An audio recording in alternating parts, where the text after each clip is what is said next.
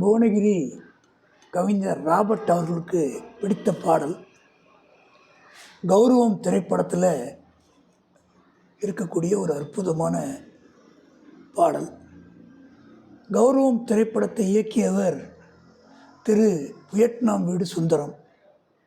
இசையமைச்சிருந்தார் மெல்லிசை மன்னர் திரு எம்எஸ் விஸ்வநாதன். இந்த படத்தில் அற்புதமான நடிப்பை நடித்தவர்கள் யார் யாருன்னு கேட்டிங்கன்னா, திரு சிவாஜி கணேசன் அவர்கள், உஷா நந்தினி மேடம், பண்டரிபாய் மேடம். 1973 அக்டோபரில் வெளிவந்த திரைப்படம். ஒரு அற்புதமான படம். நடிகர் திலகம்னு சொல்லக்கூடிய திருமிகு சிவாஜி கணேசனுடைய அற்புதமான நடிப்பை வெளிக்காட்டிய படம். பாரிஸ்டராகவே ஒரு வக்கீல் எப்படி இருப்பார் கம்பீரமானு காமிக்கக்கூடிய ஒரு படம். 1928 விழுப்புரத்தில் பிறந்தவர் திரு சிவாஜி கணேசன். நாடகம் மூலமாக சினிமாவுக்கு வந்தார். முதல் படம் பராசக்தி, மிகப்பெரிய வெற்றி பெற்ற படம். அதுக்கப்புறம் அவருக்கு வெற்றி மேலே வெற்றி தான். 250க்கு மேலே திரைப்படங்களில் நடிச்சிருக்காரு. இரட்டை வேடம் 3 வருஷம்லாம் போட்டிருக்காரு. மிகச்சிறந்த திறமைசாலி, அற்புதமான நடை அழகர். அவர் நடந்தால் பார்த்துக்கிட்டே இருக்கலாம். அந்த டெலிவரி ஆஃப் ஸ்பீச், அது சொல்லக்கூடிய அந்த வார்த்தைகள் அழகாக இருக்கும். சிம்மக்குரலோன்னு சொல்லுவாங்க. உணர்ச்சி பூர்வமாக பேசுகிறது. பத்மஸ்ரீ பத்ம பூஷன் அவார்டு இந்தியாவில் கொடுத்துருக்காங்க. தாதா சாஹேப் பால்கே விருது வாங்கியிருக்காரு. உண்மையில் திருமிகு சிவாஜி கணேசனுக்கு விருது தர முடியாது. விருதுக்கெல்லாம் மேலே அவர், ஆஸ்கார் விருதுக்கு மேலே திரு சிவாஜி கணேசன். அவரை மாதிரி ஒரு சிறந்த நடிகர் இது வரைக்கும் வந்ததில்லை, இதுக்கப்புறமாவும் வரமாட்டாங்க. Only one the greatest actor இந்த வேர்ல்டு. உலகத்திலேயே அற்புதமான நடிகர். அவருடைய திறமையை புரிஞ்சுக்கிட்டு பிரான்ஸ் நாடு அவருக்கு செவாலியர் விருது கொடுத்தாங்க.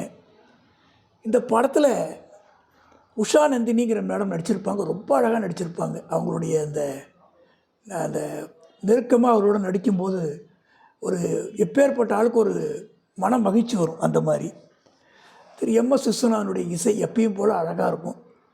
1928 பிறந்தார். பாலக்காட்டிலேருந்து பிறந்து வளர்ந்தவராக இருந்தாலும் அவருடைய இசை அவ்வளோ ஒரு அழகாக கொடுத்துருப்பார். 1700 படங்களுக்கு மேலே இசையமைச்சிருக்காரு. இந்த பாட்டு அப்படி ஒரு அழகான சுச்சுவேஷன், அழகான ஒரு இது. எடுத்த உடனே அழகாக நடந்து வருவார். அற்புதமாக. இந்த பாட்டில் மெயினாக புல்லாங்குழல் தான் ரொம்ப முக்கியமாக யூஸ் பண்ணியிருப்பாங்க. இந்த பாட்டில் அழகாக நடந்து வருவார். அந்த பொண்ணு வேகமாக துள்ளி குதிச்சுக்கிட்டே வந்து அவருடைய வலது காதில் ஒரு சின்ன ஸ்பூனால் தட்டுவாங்க. அந்த ஸ்பூனை பிடிங்கி அவர் கீழே போட்டுட்டு அப்படியே வேகமாக நடந்து போய் ஒரு யமுனை நதி நீங்கள் ஆரம்பிக்கிறதுனால ஒரு நதி கரையில் உட்காந்துருப்பார். உட்காந்து அருமையாக புல்லாங்குழல் வாசிப்பார். இந்த ஆரம்பத்துலேருந்து வரக்கூடிய எல்லா சீனுமே மியூசிக்கு வச்சே எடுத்திருப்பாங்க. முதல்ல நடந்து வரும்போது இடது பக்கம் ஹைட்டான மரங்கள், வலது பக்கம் ஹைட்டான மரம், மையத்தில் மரம் கம்மியான ஹைட்டு, ஒரு பிளெயின் ஏரியாவில் இவர் நடந்து அழகாக வர்றது, உட்கார்றது, அந்த புல்லாங்குழலுடைய இனிமை அற்புதமாக இருக்கும். அப்போ இந்த பொண்ணு அவர் பின்னாடி பக்கத்தில் வந்து நின்று அந்த கன்னத்தில் வந்து ஒரு கையை வச்சுக்கிட்டு லேசாக ஒரு ஆட்டம் ஆடிட்டு அவர் மடியில் வந்து தலையை வச்சு படுப்பாள். அப்போ ஒரு இளம் கதாநாயகன் அந்த பொண்ணு படுத்தோடனே வெக்கப்பட்டு டக்குன்னு எழுந்திருப்பார். எழுந்திருக்கும்போது இந்த பொண்ணு எழுந்து அப்போ பாட்டு படிப்பார். யமுனா நதி இங்கே, ராதை முகம் இங்கே, கண்ணன் போவதெங்கே, கொஞ்சம் மணி இங்கே, கோவை கிளி இங்கே, மன்னன் போவதெங்கே.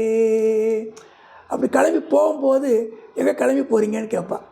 அப்போ அவர் அதை எடுத்து அந்த புல்லாங்குழல் எடுத்து திரும்பியும் வாசிப்பார். திரும்ப அவர்கிட்ட நெருக்கமாக போய் நிற்கும்போது அவர் என்ன பண்ணுவார்னா 2 கையும் அப்படியே தூக்கிடுவார்.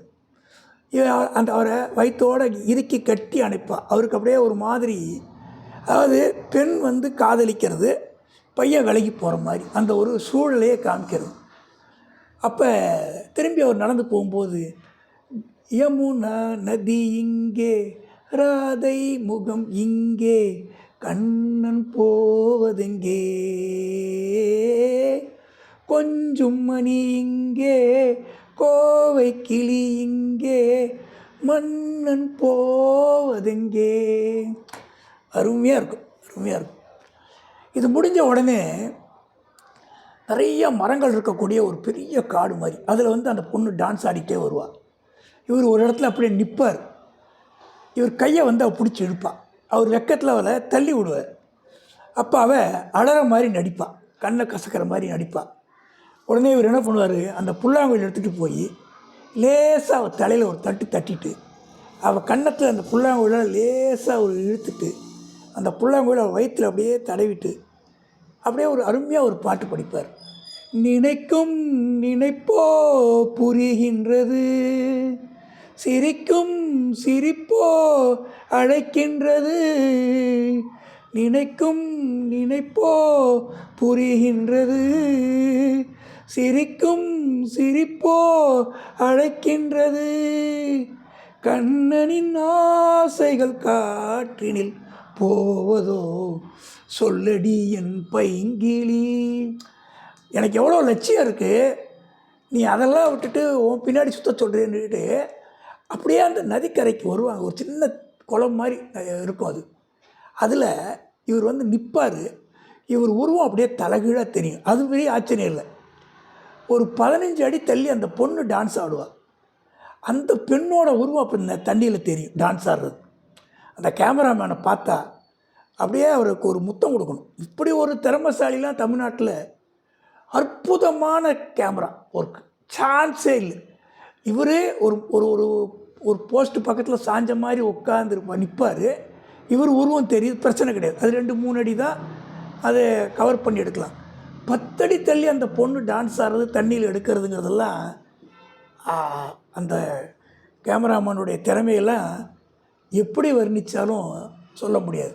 அவ்வளவு அழகாக அதை பண்ணியிருப்பாங்க. யமுனா நதி இங்கே, ராதை முகம் இங்கே, கண்ணன் போவதெங்கே, கொஞ்சும் மணி இங்கே, கோவை கிளி இங்கே, மன்னன் போவதெங்கே. ஆஹா. இது வரும்போது பின்னாடி ஒரு பேக்ரவுண்டில் ஒரு மரம் காமிப்பாங்க. மேலே அகலம் கம்மியாக வரும், ஒரு 2 அடி அகலம் இருக்கும். அப்படியே ஒரு விசிறி மாதிரி 4 அடி 5 அடி 6 அடின்னு வந்து அப்படியே கீழே குறையும். அற்புதமான ஒரு மரம். அதை 2 பேரும் அப்படியே பின்பக்கம் நேர் ரயில் கோட்டில் கட்டி பின்னாடி அந்த மரங்கள் அப்படியே அந்த இயற்கை காட்சி சான்ஸே இல்லை. அந்த மாதிரி ஒரு அற்புதமாக இருக்கும். இது முடிஞ்ச உடனேவே ஒரு சின்ன மலை மாதிரி இருக்கும். அதில் அவர் வந்து நிற்பார் புல்லாங்குழல் வாசிச்சுக்கிட்டு. இதுக்கு முன்னாடி அந்த பொண்ணு அந்த சைடு வாக்கில் அப்படியே குதித்து டான்ஸ் ஆடுவார். அப்படி 2 காலையும் தூக்கி எம்பி நடப்பாங்க. அப்போ அந்த பொண்ணுடைய புடவை, சிவப்பு கலர் புடவை, அந்த பூ போட்ட புடவை, அதில் அந்த புடவை முந்தானி வழியாக சூரியனை பார்ப்பார் பாருங்க. என்ன ஒரு கற்பனை, யாரை பாராட்டுறதுன்னே தெரியல, அப்படி ஒரு அழகு. அப்புறம் ஒரு மலைக்கிட்ட வந்து அவர் கீழே டான்ஸ் ஆடுவார், அவர் மேலே நின்று புல்லாங்குழல் வாசிப்பார். அப்போ ஜொலிக்கும் உடம்பு கொதிக்கின்றது, அனைத்தும் மயக்கம் பிறக்கின்றது, ஜொலிக்கும் உடம்பு கொதிக்கின்றது, அனைத்தும் மயக்கம் பிறக்கின்றது, ராதையின் பார்வையில் போதையும் இல்லையோ, பாருங்களேன் கண்களை. அப்படி டான்ஸ் ஆடிக்கிட்ட வந்து அவர்கிட்ட நெருக்கமாக கட்டி பிடிச்சி அவர் கண்ணோட கண் வச்சு காமிப்பாள். இந்த கண்ணில் உனக்கு போதை தெரியலையா அப்படின்னு கேட்பாள். அப்போ அந்த ஆண்மகன் பாடுவான், பயத்தில் மனது தவிக்கின்றது, இருந்தும் விருந்தை நினைக்கின்றது, எனக்கு ஆசையாக தான் தாய் இருக்குது, ஆனால் பயமாக இருக்குது, ஆனால் அந்த விருந்தும் தேவைப்படுதுன்றா. அப்போ உடனே அந்த பொண்ணு சொல்கிறா, கொடுத்தால் பயமும் குறைகின்றது, எடுத்தால் சுகமும் வருகின்றது. இதை சொன்ன உடனேயும் சாஞ்ச மரம் மாதிரி இருக்கும், அதுக்கிட்ட அவள் பாடிக்கிட்டே வருவான் அந்த ஆண்மகன். மாலைகள் ஆனதும் நீ சொல்லும் நாடகம். உடனே அந்த பெண்மணி, காத்திருப்பேன் மன்னவா, யமுனா நதி இங்கே, ராதை முகம் இங்கே, கண்ணன் போவதெங்கே, கொஞ்சம் மணி இங்கே, கோவை கிளி இங்கே, மன்னன் போவதெங்கே, லா லா நா நா நா நா நா நா.